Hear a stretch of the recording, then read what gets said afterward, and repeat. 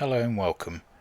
Today we're going to take a look at the cockpit and cold start tutorial for Codename Flanker's SU-30 mod.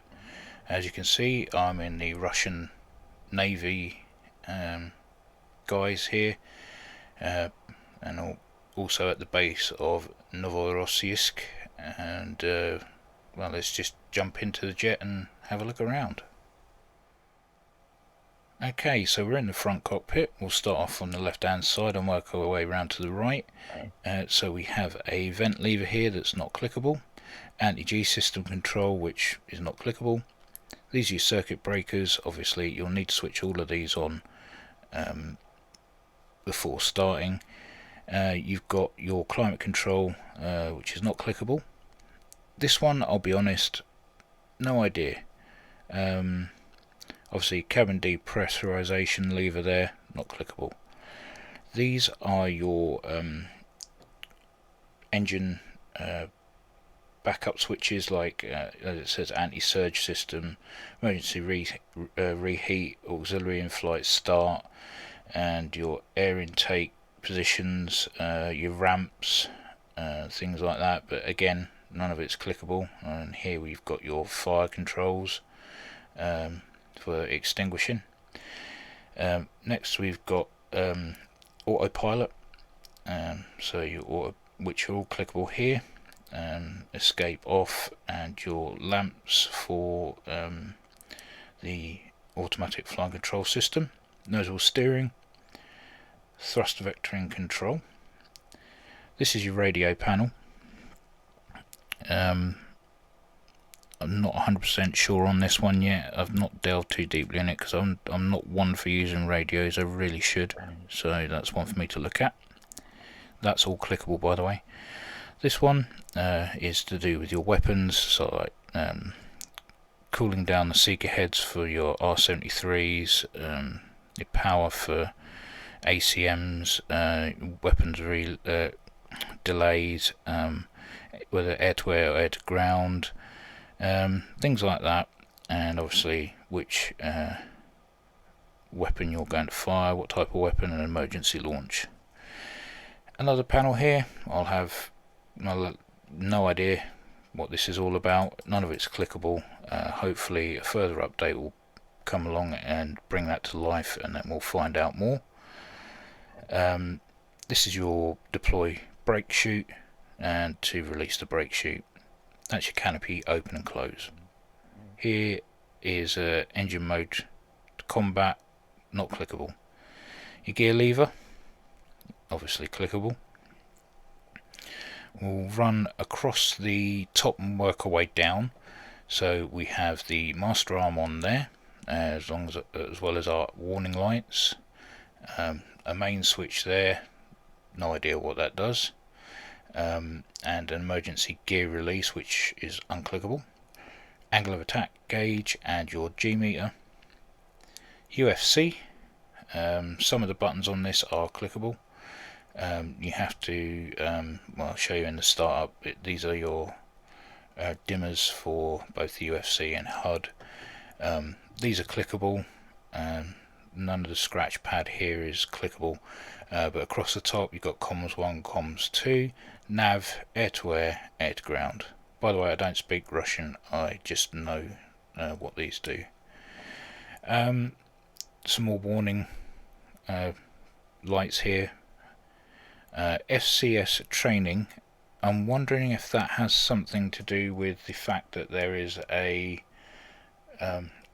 curtain there that draws around, screening your view, so you have to use instruments. I'm wondering if that has something to do with that. It's not clickable anyway, and neither is the screen, but yeah, wondering if that could be to do with that. I think these are your fire warning lights for each engine. Vent, backup gauges,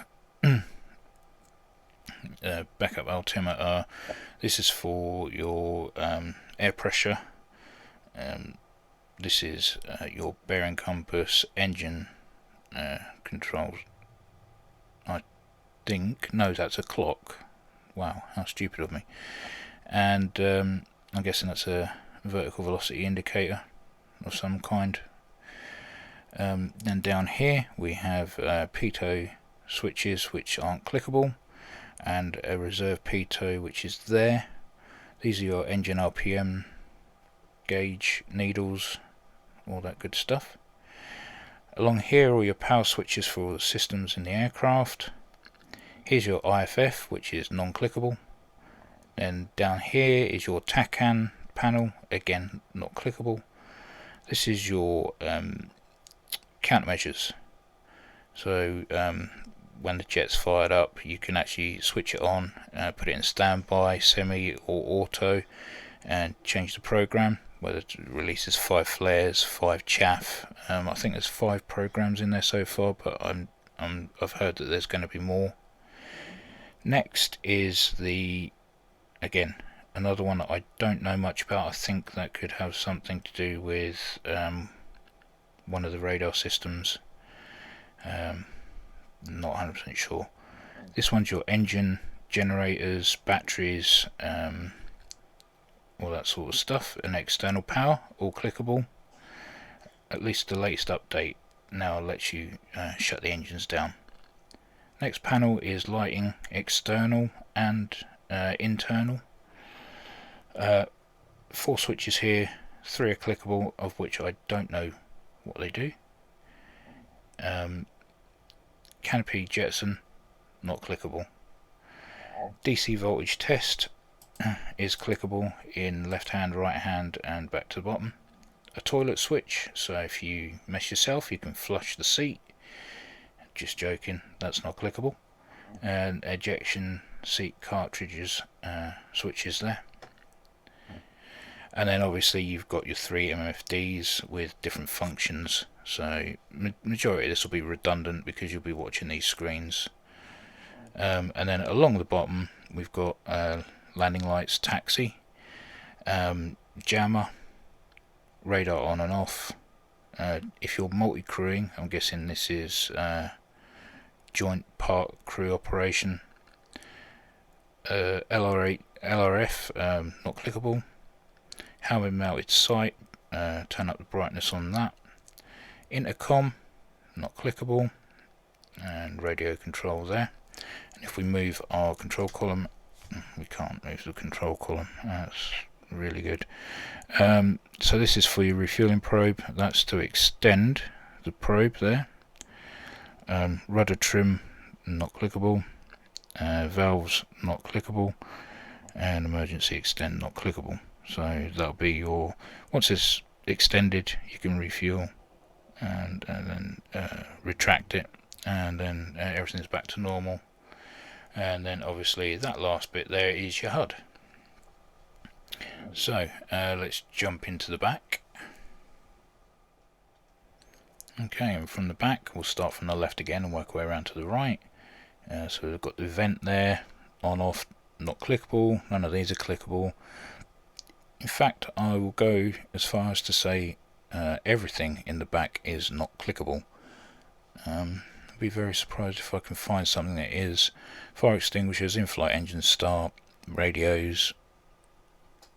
What's that? That's weapons again. Maneuver switch. Intercom. Taxi lights, landing lights. You've got your throttle there. That's your cabin depressurization lever, not clickable. Canopy, not clickable. No, neither is the drag chute. Well, okay. The MFD switch buttons around the sides are clickable. Obviously, you can change the functions on there. Bearing compass, backup artificial horizon. All the same, pretty much the same stuff as what was at the front, except we have this massive screen here, which obviously, if you know what the back seater does, weapon systems operator, so obviously there'll be extra functions to add to the back seat at some stage, and hopefully they'll come into play in a couple of updates time. Obviously we've got warning switches all over the place, and on this side it's pretty much the same as what it was at the front. That weird panel that it's not clickable. External lights, internal lights,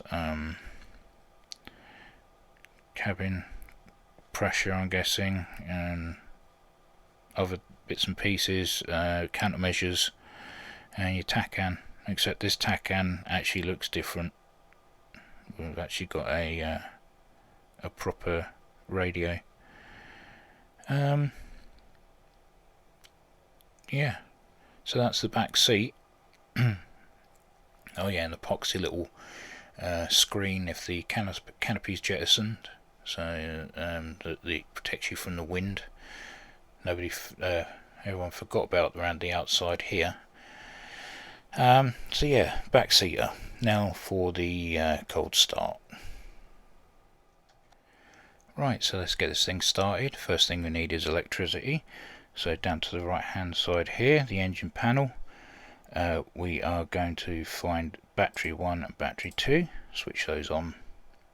Next going to test our DC voltage. Left hand side is good, right hand side is good. Okay, next we are going to switch on our MFDS switch. Come over to the left and switch on all our circuit breakers.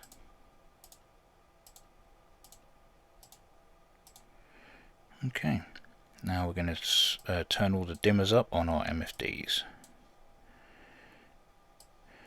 Now we have our electronic flying instruments, or EFIs. On this page we have artificial horizon, VVI, or vertical velocity indicator, angle of attack, altitude, ILS, or could possibly be VOR following, and speed. This one is a situational awareness type page. It gives you navigational data as well as other things. And this is obviously your engine and fuel page, so fuel reserves, engine RPM, engine temperatures, and nozzle positions. And also we have our steam gauge, RPM gauge down here. So let's get these needles moving. Come back down here to the engine panel, or just here. You can either start both engines together in a Cure style startup procedure, or you can do them one at a time. I'm going to do them one at a time in this instance, so press and hold. You may need to hold for a couple of seconds. Let go.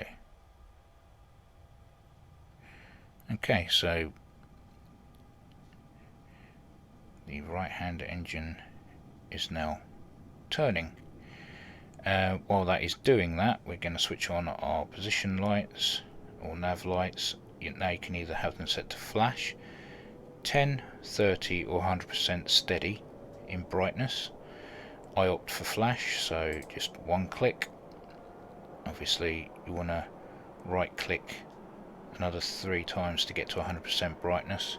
If we look out on the wing, you'll see that that will flash. So got that how I want it. Now we're going to close the canopy, so I can shut these mirrors as they're killing my frame rate. I don't know why they do this. Okay, there we go, that's better. Okay, so that's right hand engine started. We can now switch on that generator and start producing some electricity. And we're going to get the left hand engine started. Again, we're going to need to push and hold for a couple of seconds and then let go. Maybe the right hand hadn't settled enough at the moment. Let's try again.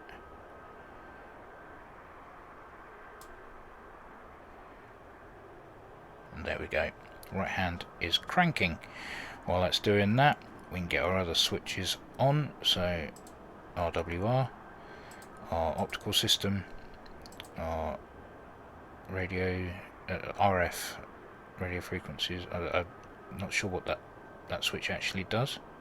So like a RIF, help mounted sight, IFF, radar, IFF, intercom, and our 2 radios. If we look over here, you'll see that the radios are actually now on. So now we've got that up and running. Just wait for the left hand engine to settle and switch on the taxi light. Okay, we turn up the brightness on the HUD and the UFC, so let's get the UFC up. As you can see, we've got comms, waypoints and navigation data there. These are clickable, but they don't do anything as far as I'm aware. I'm guessing that if you have a flight plan put in, that bits will show here when you select different waypoints. Drag this brightness knob all the way up and we get our HUD up. Across the top here we have obviously COM1, COM2, navigation, air-to-air, air-to-ground. None of these unfortunately are clickable at the moment, but hopefully at some point in the future. This will change our how cluttered the HUD is. So if we click it to its fullest, this is apparently a representation of what the real aircraft HUD is like. As you can see, we've got quite a lot of data on there, but if we right click, it declutters that quite nicely, and then if we right click again, it takes it back to how it was to start with, just with a little less information on there. Now this is all good for navigation, but once you start getting into air-to-air or air-to-ground, it will revert to either the SU-25T if you're in air-to-ground, or SU-33 if you're in air-to-air. Those avionics will show up, and yeah, if you've used Flaming Cliffs 3 before, or the SU-25T that comes with DCS, then you'll be familiar with those. So let's get the left-hand generator on. Okay, so we're all good. Producing electricity, engines are running, radar is obviously not on. Countermeasures. As you can see, we're in test at the moment. If we right click to standby, right click again to manual, keep clicking the brightness and it will bring up the information on the screen. P1, that's program 1, and that will fire 5 flares when you press the dispense button. Program 2, 5 chaff when you press the dispense button, and then the next 3 are a mixture of flare and chaff. So when you press dispense, it will use whatever program you selected. Now onto the MFDs. Your targeting MFD is this one. So if we go to the weapons page, I'm not currently carrying anything, so stores management is empty, but you can go to data link here for anything that may be flying around. You can grab the information from, or if you're using air to ground or air to air, targeting pod selection is the one you will go to. In air to air, obviously the SU-33 air to air radar screen will show up here.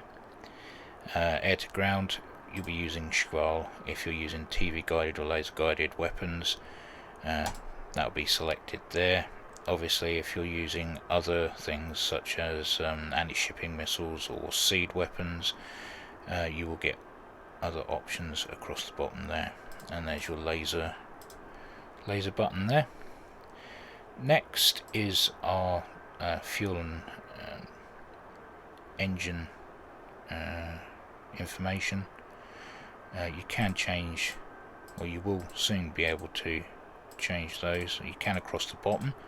So you've got systems, that's telling me that the electronic AC is on, VHF1 on, hydraulic systems on, and the RWR is on. Radar is obviously not on because we're on the ground. Back to engines, that's what we had before. Fuel, and our fuel flow, and then landing gear situation. So go back to engines, and if we press PS up here, nothing. Next, RWR. Not much to say about that really. If all of these have the rectangles around them, it will show you the threats. So if we take those off, it will now only show air threats, and so on and so forth, sea threats, SAM threats, and EWR threats. If none of them are clicked, none of them will show up. And that's about as far as the RWR page goes. TSD, situational awareness type page. Like I say, if you've got a flight plan, you can follow that on this page, and it will bring the information up here on the HUD and onto your UFC. None of the ones along the side here are actually doing anything. You can get a course pointer there, and that's about it really. Data, and you can zoom in on the you can either have it full screen or 360. Then you've got VSD, which is, like I said, all your EFI stuff, so your electronic flight instruments. Click ISA, and that will change the what that's in Mach, I believe, and that is in kilometers an hour. And if we look at this one, that's in meters. I believe it's just both in different types of meters.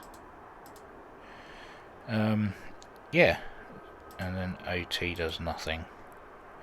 So yeah, those you can access any of these pages just wherever, just by clicking along the row at the top there. But yeah, that's your MFDs. Not much to write home about. Pretty simple. More to come online in the future. Then we've been along these switches here. So obviously you've got your taxi light, your jammer, your radar on off. That's for your multi-crew. Helmet mounted sight, brightness all the way up, which it is automatically, I believe. Yeah. So let's see if we can get our probe up. Let's get this thing excited. Click. It takes a little while. As you can see, it's making its way up.